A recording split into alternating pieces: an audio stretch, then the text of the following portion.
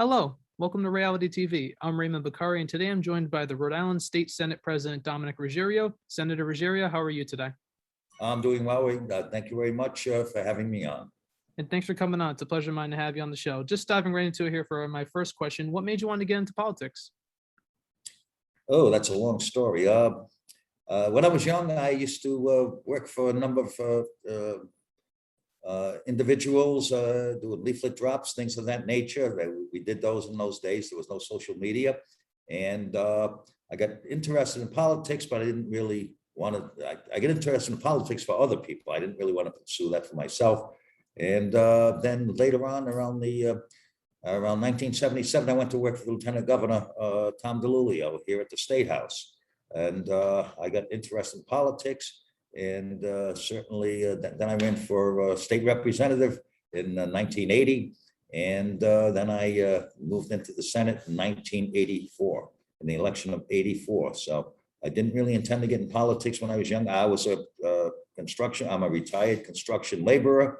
I did that for 17 years in the field, and I had worked in an administrative capacity for about 25 or 30 years. So that's what I was intending to do, and I never thought I was going to get involved in politics, but sometimes that happens in life.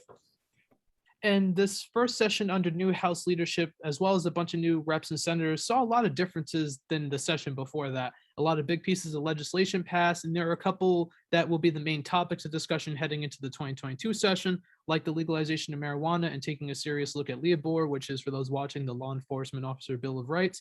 And just a general question, what are your top priorities heading into this next session? Well, obviously, we're taking a close look and see where the coronavirus is going, because I think that dictates everything that goes on. But we started last session. We did a budget in 2020. We did it in December, and I think we did a great job with that. We did some referendums, bond referendums. They all had passed in March, and we needed those badly. Fast forward to this year, we weren't meeting regularly. Actually, we were meeting where you are at Rhode Island College. But we were meeting one day a week. However, our committees were meeting almost daily, and we were doing a lot of work, pushing a lot of legislation out of committees. And as I said, we were meeting one day a week, and we were able to get our business done on that one day a week. So things worked out pretty well. And I have to say it, I've been up in this building for since 1977. This was the best legislative session I have ever seen. I just think we did a lot of work. We did a lot of great things. Did minimum wage. We found a funding stream for housing, for affordable housing. We did so many things. That I just thought, when I look back at what we did a couple of days later after we recessed, I said, "Wow!" I said, "This was an extremely productive legislative session." So. And you know what, I have to attribute that to my colleagues in the Senate. They worked really hard. We had a great relationship with the Speaker of the House, and things just, when you have everything rowing in the same direction, everyone rowing in the same direction, it makes things a lot easier. And kind of circling back to the original point of the question, other than focusing on COVID, what other top priorities do you have heading into this next session? Well, there's a housing issue. We want to make sure there's affordable housing. We're looking at the evictions. A lot of landlords hadn't got paid because there was a moratorium on evictions. We're hoping that housing agencies in the state gets that money out to the renters so they can pay their landlords. We have the education issue is always first and foremost. There was learning loss. We have to figure out how we're going to deal with that. I am very much supportive of all-day pre-kindergarten. I'm supportive of childcare. I think childcare is what's going to get people back to work, and it's also going to help. If you have pre-K, that's kind of a form. All-day pre-K, that's kind of a form of childcare, because the parent doesn't have to go pick the child up in the middle of the day. They can go to their workplace and pick them up at the end of the day. I think that's very important. I think that's going to get people back to work. Obviously, I think you probably realize that there's a lot of help wanted signs out there. A lot of businesses are looking for people. They're not at capacity. They're not operating like they've normally operated, and we don't want to see that. Prior to coronavirus, the economy was humming. We had a 3.4% unemployment rate. People that were, everyone was working. Things were going really well, and then obviously the bottom fell out, and that just did not happen to Rhode Island. It happened all over the country and all over the world. And while we're on this topic of the next session coming up, the legalization of marijuana is without a doubt going to be one of the first big pieces of legislation lawmakers want to get the ball rolling on. Where are those discussions at the moment with the speaker and governor in terms of, the likelihood of it passing and how likely it could be that we see it pass in 2022? Well, I have not been involved in those discussions myself. I assigned Senator Michael McCaffrey, who is our majority leader, and Senator Josh Miller, who is chair of Health and Human Services. I assigned those two on that issue, and they've done an absolutely fabulous job. They visited a number of facilities, not only in the state of Rhode Island, but also in Massachusetts, to basically familiarize themselves with the operation of those facilities, just to see what, how we can get to the finish line on this. Obviously, we're looking to pass. We're surrounded by states that have approved marijuana, not just medical marijuana, but recreational marijuana, and we have to incur the societal cost. And I'm not sure if this is a great way of looking at it, but we will generate some revenue as a result of that, and this way we can deal with those costs that we have to address. So currently, it's to be decided on when it could be passed, is what I'm hearing. From what I understand, we're pretty close. The House and Senate has been meeting. We're very close on this issue.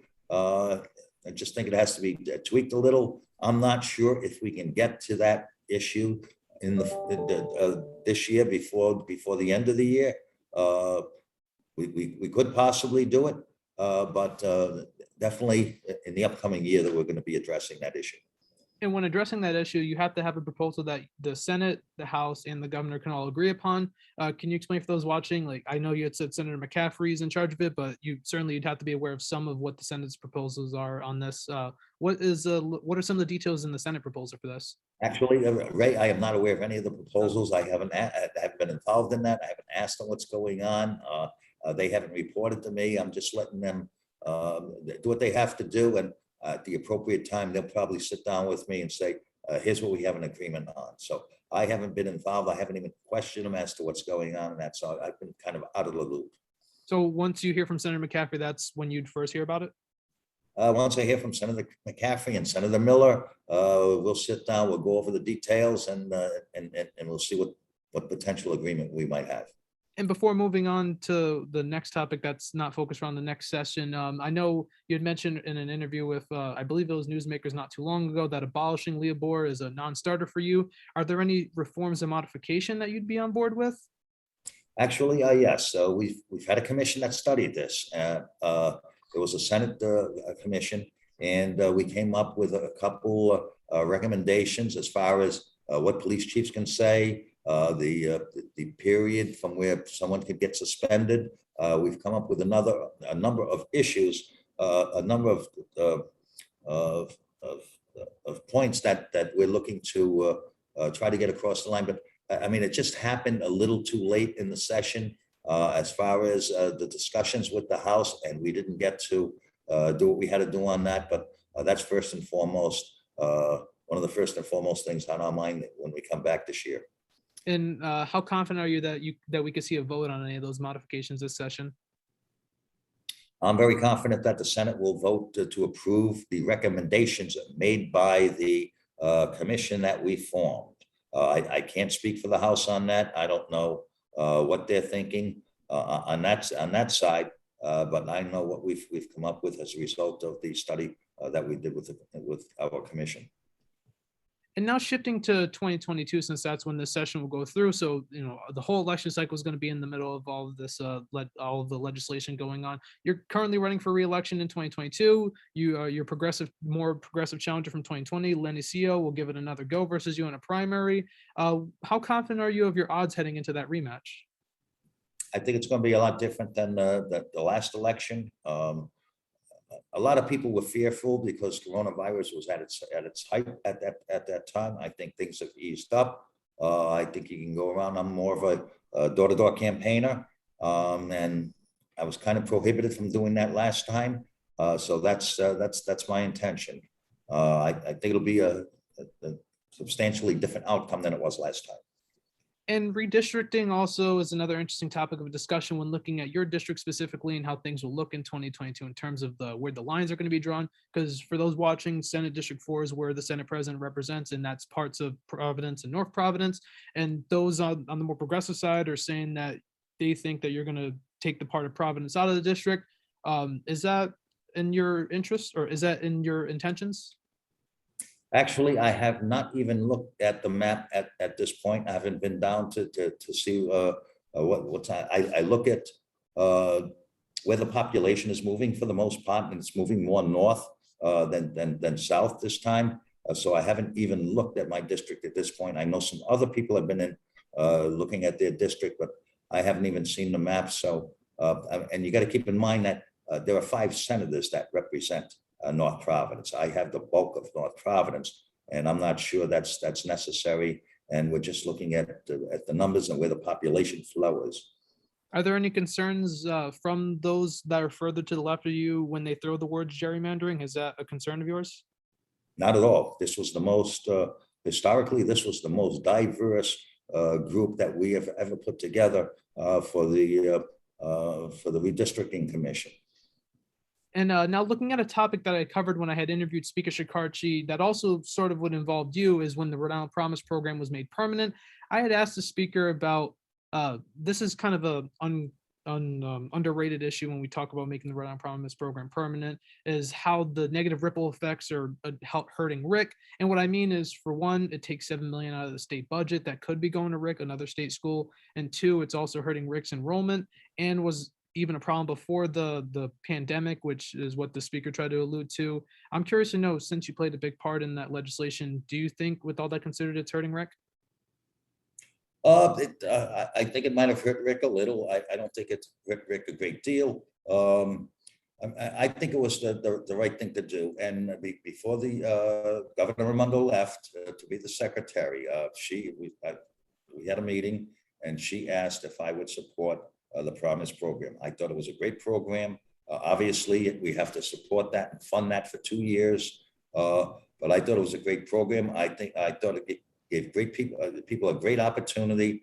And certainly in light of everything that's happening with COVID and the way our educational institutions have had to deal with it, I thought it was a great proposal on its face. So we're looking to continue that at this point in time.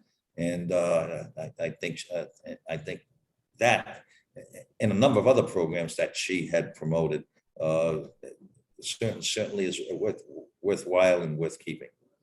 And the speaker had also, because I had mentioned to him how come these concerns of it hurting RIC weren't addressed, he said that they were, and also offered some solutions to how RIC could be improving their financial situation, their situation now in a world where the CCRI Promise is permanent. Are there any solutions that you have to be offered as Senate President on that matter?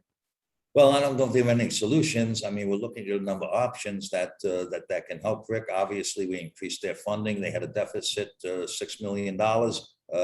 We provided that money to make sure they can continue to operate. They had an issue over there with visually impaired individuals. We addressed that situation. Look, RIC is a great partner in the community. We want to make sure that they stay healthy fiscally, and we're looking to help them when we can. Especially now, we have some extra money that's come in from the federal government, and we're certainly going to keep an eye on what's going on at Rhode Island College. We were up there. We used that facility to meet last year, and it was absolutely excellent. The courtesy that they extended to us and everything that went on over there. So we like Rhode Island College. That's good to hear. And shifting the topic for a moment, but sticking with ones I had also asked the speaker about around this time last year, is one that I want to see where you stand on. The car tax, it's a big one. It's in the last year of the phase out. almost all, I can't speak for every Rhode Islander, but I'm assuming that a lot of Rhode Islanders want to see this finally phased out and not a situation like when then Governor Cioe kicked it back in saying we quote unquote can't afford it. Will the car tax finally be gone once and for all, and we'll not see another we can't afford it excuse?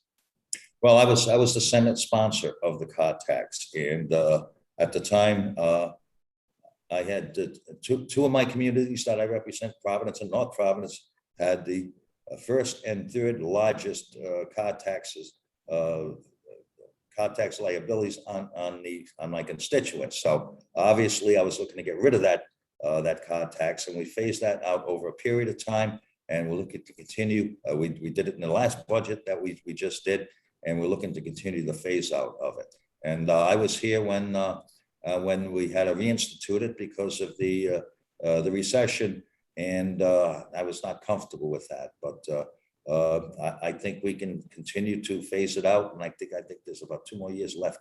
But it's a tremendous number that we have to reimburse the cities and towns. So we got to keep an eye on that going forward. I just want to clarify. So wait, is it 2 years or 1 year left? Because I've been hearing that's 1 year left. Is it 1 or 2? It might be one or two. And and you're the Senate president, so you would have a big impact on influencing getting rid of this once and for all. Can you assure that you want this car tax gone for once and for all, and that we can see it gone? I am supportive of that. In this environment, I don't like to assure anything because you never know what's going to happen tomorrow. But I am confident that we can get rid of the car tax within the next year or two. And when it comes to the car tax, there could be the possibility that a tax in another area is just brought up just to make up for those loss in revenue. Is that something you would consider if the car tax is gone? I'm not a fan of raising taxes, especially in this environment. I have always looked to reduce taxes. I mean, anyone can raise taxes. The trick is how do you reduce the taxes and keep going what you got going. And while on vehicle related issues, the speaker, another topic I'd also brought up with the speaker, he also was clear that the extension of the truck tolls to cars is unlikely to happen, but he did say the only way it could happen is if the House, Senate, and Governor agree upon it. Would that ever be something that the Senate would consider, extending the tolls to cars? Well, I can't speak for everyone, but I am adamantly opposed to any tax on cars.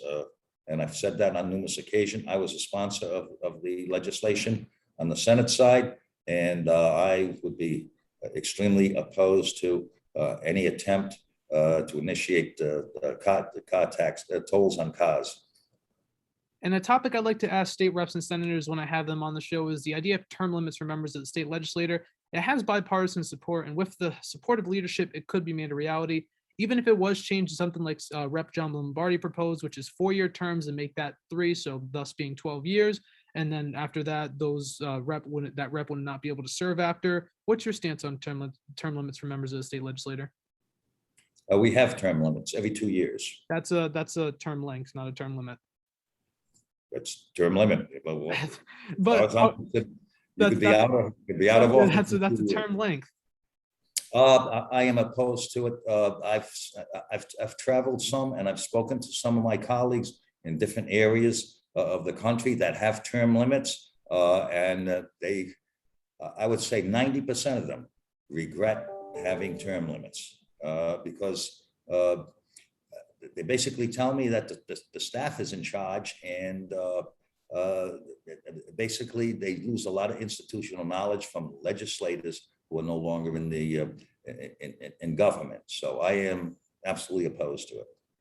And while we're on the topic of term limits, before I go to my last topic, some elected officials who are in favor of term limits, what they do is they like to do this thing called self-term limiting, like signing like a pledge. For example, U.S. Senator of Pennsylvania, Pat Toomey, he pledged to only serve 2 U.S. Senate terms and now isn't going to be running for re-election in 2022. If you win re-election next year, this would be your 20th term in the state Senate. Is there a set number of terms you have in mind before deciding not to run for re-election? Not really. It just seems like one day in front of the next, and it keeps on going away. But I mean, I didn't set out to stay there as long as I have. It just happened, I mean, that's why I don't like to, I like the challenges from what I see, but certainly not in this atmosphere. It's a little too challenging. But I like challenges in government. I think I like problem solving, things of that nature, and that's where you get it. You get it up in government, because if you can solve half the problems, you're way ahead of the game. And my final question, to take a step away from the political issues, is one I like to ask everyone here on the show to keep tradition, and that is, in your opinion, what do you think Rhode Island is best known for? What I'm best known for. Well, we're best known for our restaurants. We're best known for our mansions in Newport. We're best known for great educational institutions. We're known for our arts. Here we got an arts area and things of that nature. And we're known for Middle Spring Avenue. That's a good one. And I work near that area, and Rhode Island College here is right near that area. It's a nice busy street, got a lot of great businesses going on. And speaking of Mineral Spring, and I know you represent parts of North Providence and Providence, do you have since you mentioned restaurants, do you have a specific place you like to go to eat? I got a whole bunch. I can't specify which ones. I have a whole bunch of places that I try to frequent more often than not, and they're in Providence, they're in North Providence, they're all over the place. Any in the Federal Hill area that, I mean, we're infamous, they're famous. I like Camille's very much. I like Venda very much. There's a whole bunch of Pane Vino. I like that. I like Capitol Grill. I like Capriccios. We have great restaurants in this state. Cafe Nuovo. Absolutely. All great choices. Senator, I want to thank you so much for coming on the show. It's been an absolute pleasure of mine to have you on. Great talking with you. Best of luck and stay safe. Thank you. And thank you for watching this episode of Ray-ality TV. If you want to see future episodes as soon as they're posted on this channel or Anchor TV, because we're going to be doing dual uploads as I'm part of that organization here at Rick, click the subscribe buttons down below along with the post notification bell icons. If you're reading the political profile article, there's more in that subsection you can view, and you can always visit anchorweb.org for future ones. I'm Raymond Bakari, and I'll see you on the next episode.